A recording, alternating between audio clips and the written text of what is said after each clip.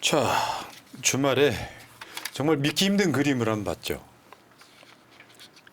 전 국민의힘 비대위원장 한동훈을 그러니까 한동훈뿐만 아니라 비대위 자체를 그러니까 대통령실에 초대한 날짜가 오늘이었대요. 오늘 월요일 날 밥 한 끼 하자 했는데 한동훈이가 안 가 이렇게 된 거예요. 이거 있을 수 없는 일이 일어났어요. 이런 그림은 내가 처음 봐요. 처음이죠. 내가 태어나서 처음 보는 그림이야. 있을 수 없는 일이야. 건강 상태가 안 좋대. 그러면 이렇게 생각 한번 해봐요. 한동훈이가 얼마 전에 그 페이스북에 글도 썼지 않습니까? 근데 그 정도 갖고 그 한동훈이가 몸이 안 좋아서 대통령실 초청을 못 가는 거면 여러분 올 초에 기억들 하실지 모르겠는데요.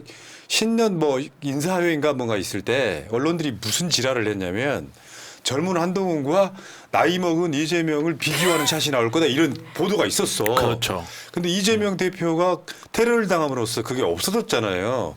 그러면 똑같이 선거운동을 했는데 이재명 대표는 그 다음날부터 열심히 나와서 뭔가를 하잖아. 한동훈은 몸이 그렇게 안 좋아서 못 나온다는 게 상식적으로 말이 안 되잖아요. 그렇게 생각하시면 안 됩니다. 이명박이 가석방 될 때 이유가 뭐였어요? 뭔데? 기억 안 나세요? 질병 때문에 그랬잖아요. 병명이 뭐였어요? 코골이 탈모.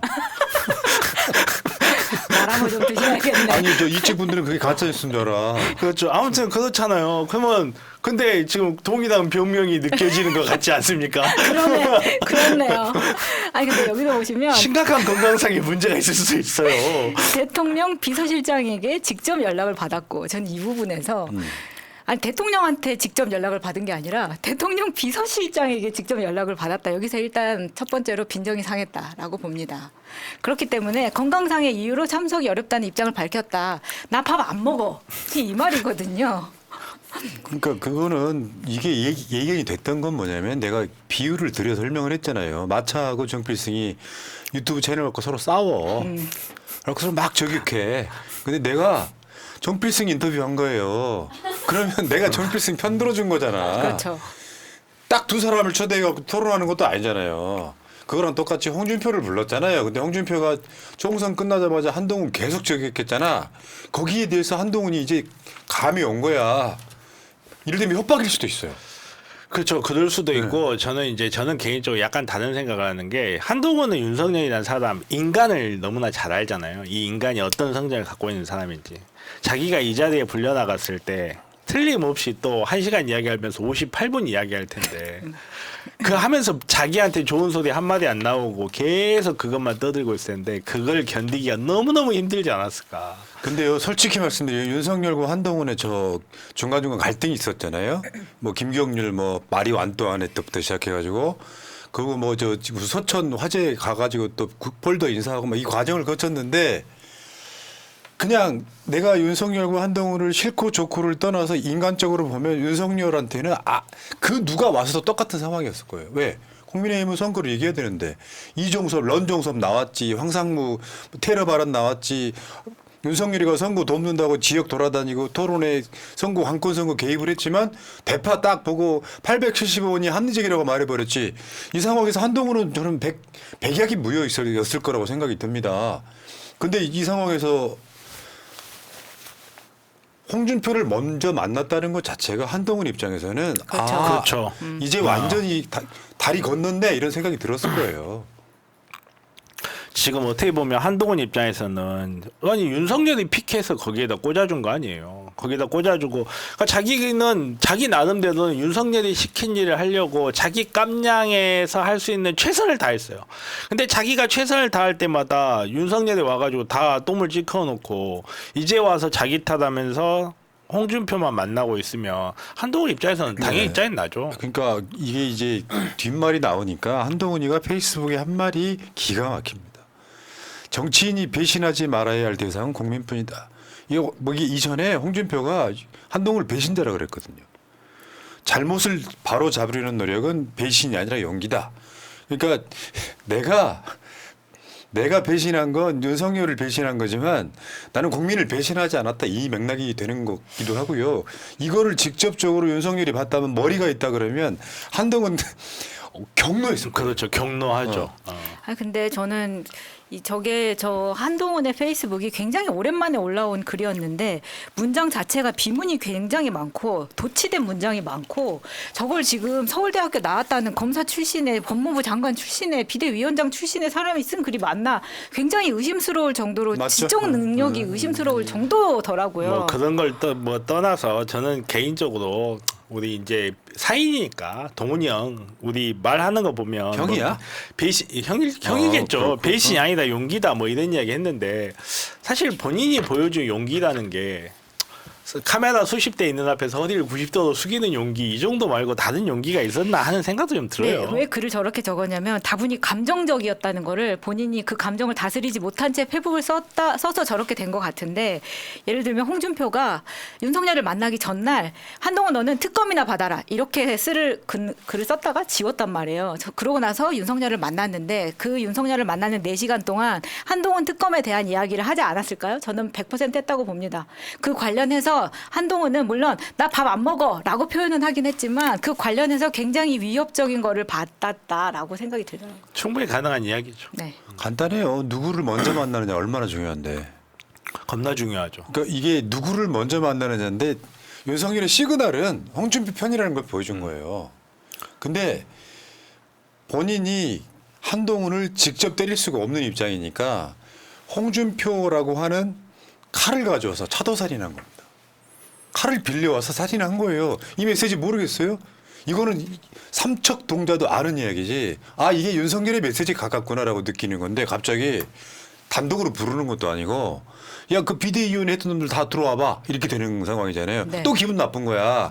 나 아파서 못 가 이 새끼야 이렇게 된 거야. 그렇죠. 정치인의 모든 행위는 정치적으로 해석이 될 수밖에 없어요. 그게 진심이었건 아니었건 야 그때 뭐 준표야 너 시간 있냐 했는데 그날 우연히 시간이 맞았을 수도 있어요. 근데 정치인의 행위는 정치적으로 해석이 될 수밖에 없거든요.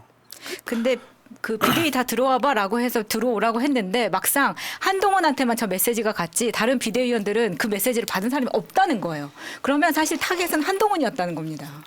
참. 그러니까 어떻게 보면은 초대하기 전에 이미 매긴 상태에서 네. 초대를 한 거예요. 야 저런 머리가 대통령실에 있긴 하구나. 내가 봤을 때는. 뭐 그런 것도 있고 윤석열 입장에서는 한동훈을 불러와서 자기가 원하는 그림을 좀 만들고 싶어 했겠죠.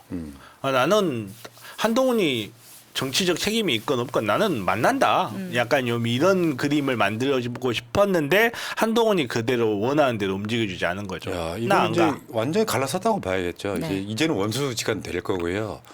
내가 예상했던 대로 윤석열이 권력을 완전히 잃잖아요. 제일 먼저 물어뜯는 새끼가 한동훈이 한동훈이죠. 겁니다. 예. 원래 그런 예. 거예요. 배신이라는 건 무서운 거야. 우리가 여러분들 수박들을 왜 싫어했어요? 같은 민주당인데 배신하고 있잖아. 당원들을. 그러니까 되게 싫어하는 거고요.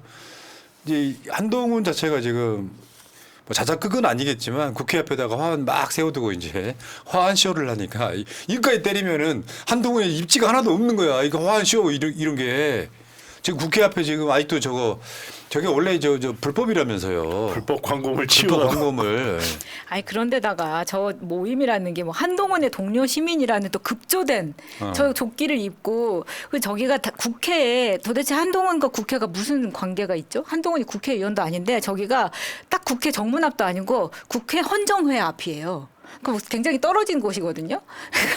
저거 자체가 그냥 저 사진을 찍기 위한 보여주기 식의 저 화환 업체와 결탁된 모종의 저런 게 아니냐라는 의혹이 굉장히 큰 사진입니다. 그러니까 이제 곧 있으면은 국민의힘의 전당대회가 있을 거 아니에요. 저는 윤석열이 한동훈을 원천 봉쇄했다고 생각해요. 당대표 나오지 마라. 한동훈도 지금 느낌은 당대표 나갈 생각이 없는 것처럼 말하지만 앞으로 정치적 이슈가 별로 없어요. 별로 없기도 하고 한동훈도 똑같이 본인 입장에서 이대로 사라지면 고립선멸이에요. 그래서 한동훈이 나올 출구를 막아버린 그런 느낌이고 한동훈 입장에서는 지금 저 상황에서 저거지 화환 같은 건 뭐냐면 한동훈을 불러내는 쇼예요. 자 당원들이 원하니까 나오라고 해 들어와 이렇게 된 건데 저는 국민의힘에서 당 대표는 그나마 제일 나은 게 유승민이라고 생각합니다. 국민의힘이 살아날 수 있는 방법. 이 상황에서 지금 그 확실히 권력 앞에는 장사 없는 거예요. 아니 내 인생을 조지려고 그러는데 참겠어 누가? 그래서 나는 그렇게 생각해. 한동훈이 가열차게 싸워주기를 바랍니다. 한동훈 입장에서는 정치 손떼기 어려울 거예요. 뭐 한동훈이 돈이 없어가지고 내가 변호사해서 우리 토끼 같은 와이프랑 여우 같은 애기 이거 아닌가?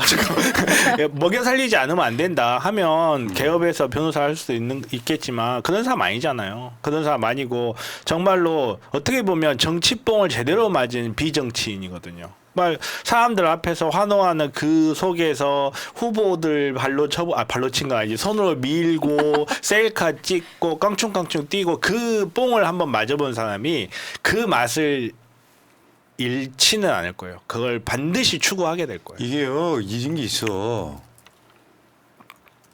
집회 현장에서 한동훈을 열광적으로 치는 일종의 빠드를 봤잖아. 근데 얘는 할 수 있는 게 컨텐츠가 없으니까 셀카 하나 찍고 자빠졌잖아요. 누워서까지 찍어 셀카를. 그거 한번 맛보면요. 변호사 못합니다. 못해요. 변호사 못합니다. 네. 자, 어쨌건 거기다가 지금 국민의힘이 답답한 건 뭐냐면요. 저번에 말씀드렸죠. 총선은 질 수 있어요.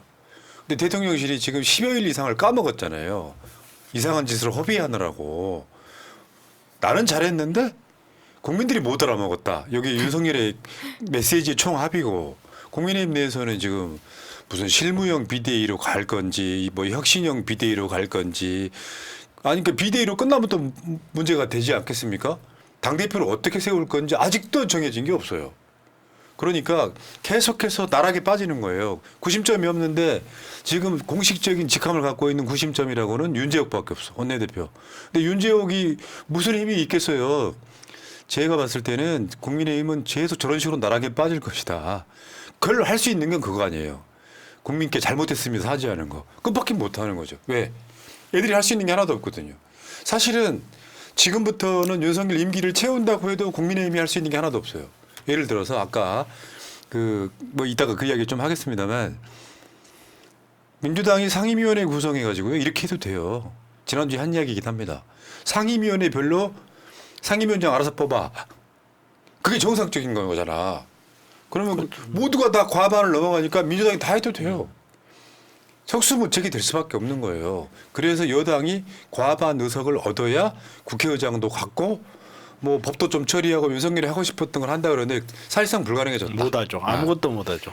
그러니까 지금 리더십도 없고 아무것도 없어요. 지금 저쪽에서 나오는 메시지는 결국 잘못했습니다. 무릎 꿇는 것밖에 없는 상태. 저는 그렇게 봅니다. 자, 여기까지가 이제 윤석열이 좀 우스워졌다 이런 얘기죠. 웃기게 됐죠. 대통령이 아닌 거죠, 이건. 사실 계속 웃기긴 했는데 이제 대놓고 비웃어도 무섭지가 않아. 예. 여기까지. 자, 제2윤희님 복지국가에 오신 것을 환영합니다. 감사합니다.